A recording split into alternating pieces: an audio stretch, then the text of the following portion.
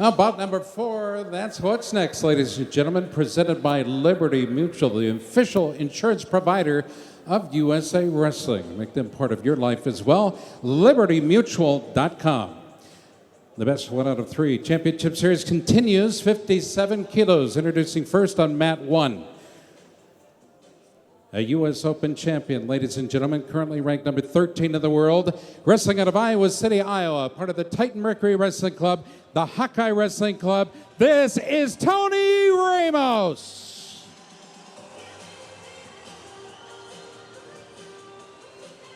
His opponent, wrestling out of Cedar Falls, Iowa, a Titan Mercury Wrestling Club member, a 2014 Bill Farrell International Champion. Please welcome Joe Colon.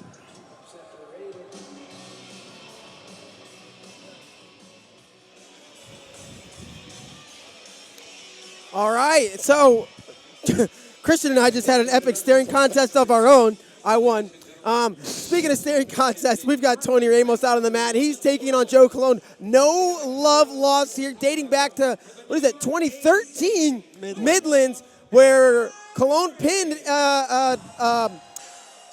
Ramos? Yeah, but I want to say the hands-down number 1 guy at the time. Right. No There's question. a better word I'm looking for. I can't think of it. He was the prohibitive favorite at the time. I was thinking uncontested, whatever, yeah. Yeah. And they hadn't met again, as you see Tony locked in, staring him down. Ramos, that patented stare down, hasn't taken his eyes off of Joe Colon yet. Colon making it all the way through the challenge tournament, looking spectacular. And Ramos didn't have the nicest things to say about Colon. Said he's been running his mouth the whole time, and he was happy to shut him up at the U.S. Open. And he's going to look to do that one more time here. Actually, two more times. So if anything's going to match 3, I don't know why. I feel like it's this one. Yeah. I thought that as soon as these finals were set, and I guarantee you, all eyes, many of the eyes in this place on this mat, Colon, Ramos in the red, Colon in the blue, 57-kilo first match of your 2 out of 3 finals. In their U.S. Open match, it was Colon jumping out to early lead takedown and then a gut to take a 4-0 lead, but Ramos stormed back and ended up taking it late. And it's a contrast in styles. Colon's going to try to get to his underhooks all day. That's where he works. He's got big moves from there. He can get to his leg attacks from there. He can go body lock. He's got a lot of options. You see him fire off a single leg. Underrated leg attacker.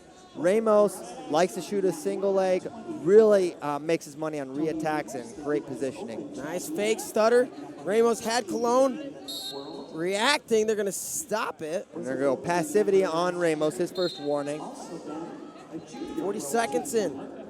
And how about Joe Colon? Some wild ones today. Was dead to rights. He was down 10-1 against Matt McDonough. He was almost pinned. He was almost tech. Down 10-1, ends up winning 17-12. My math says 16-2 on there. In a period. That's crazy point scoring potential. That's what makes him so dangerous. But the thing about Tony is he is so dang hard to score on. That's where he's so fantastic. He's so hard to open up here. Very disciplined and a great tactical wrestler. So it's a real contrast in styles here. As you see a snap from Ramos. Right back up to that underhook. Ramos clears.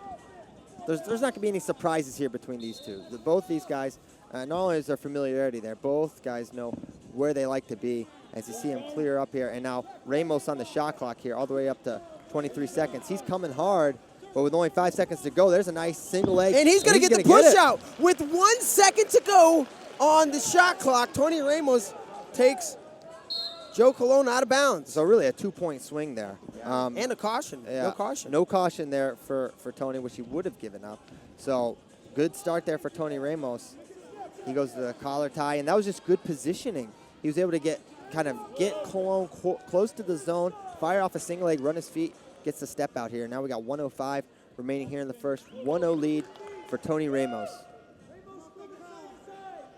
Colon had the underhook, started pushing, and as you said, Ramos ready for that and retreating. And Christian, you had some good analysis as we see Colon looking for a push out to that.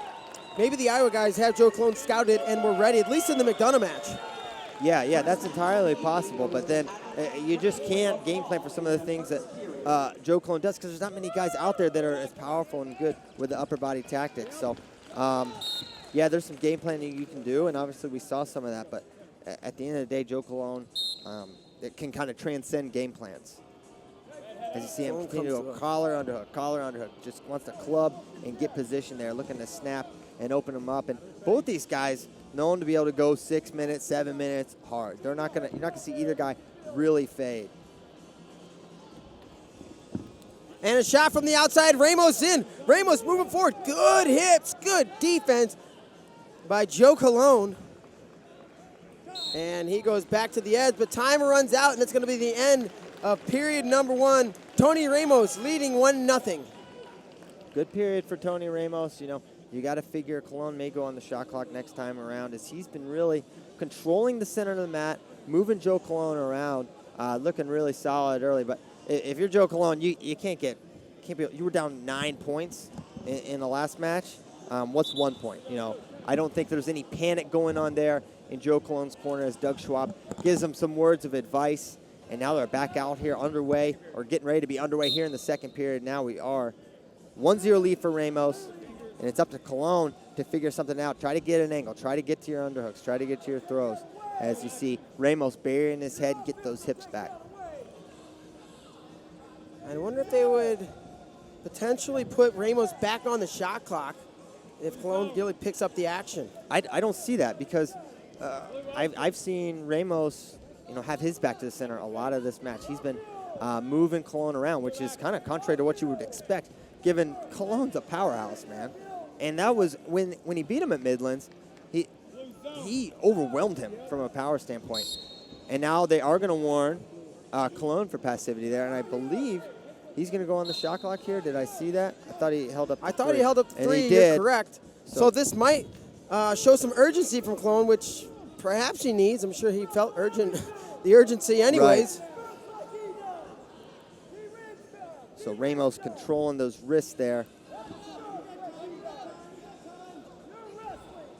There's an overtie there from Colon, 22 seconds. And 5 seconds away. Can he strike late as Ramos did? And it doesn't look like it's going to happen. 1 more point on the board, caution and 1. Ramos extends his lead 2-0. But here's the thing, a takedown for Colon puts him right back in this match. Gives him the lead, yeah. We got 1:45 to go here. Period number 2, Ramos and Colon. And as you said, there you see Tony just standing his ground in the middle, holding the ground, really controlling the center of the mat. Both these guys pretty big for the weight. Both of them competed at 133 collegiately, so this is down 125.5 pounds, I believe. So they both had to commit to a weight cut. Both have looked good down at this weight class. We're coming up 1:20 to go. Not a lot of offense here. Nice ankle pick. And Tony Ramos will attack on 2. And while it doesn't officially close the match out, it's going to take a lot for Joe Colon to get himself back in this one and find the W. Yeah, he's going to have to start thinking 4-pointer feet to back if you're Joe Colon. And that's ankle pick. That just shows the gains that Ramos has been making to add something like that to his arsenal as he goes re-attack here. Trying to crunch it over, patting Tony Ramos. And a lot of times after he does it, he'll try to drop down to a single. Colon may be aware. And they'll take it back to the center. 49 seconds to go, so enough time for Colon to get something going, but a tall order against a stingy Tony Ramos. And as Colon opens up with his leg attacks, that can really open things up for Ramos, because he's fabulous when other guys attack on him, because his re-attacks are kind of the name of his game.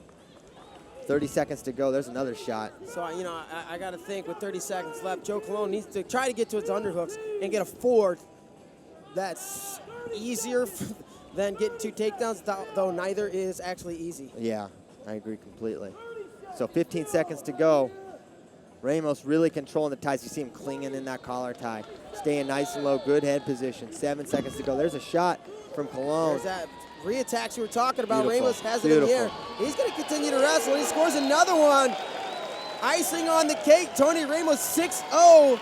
A dominant win in the first one over Joe Colon. And he gives a little hand clap there, like nothing to it kind of gesture there. It looked like to the UNI corner, Doug Schwab. And now he's going to go over there, shake his hand. And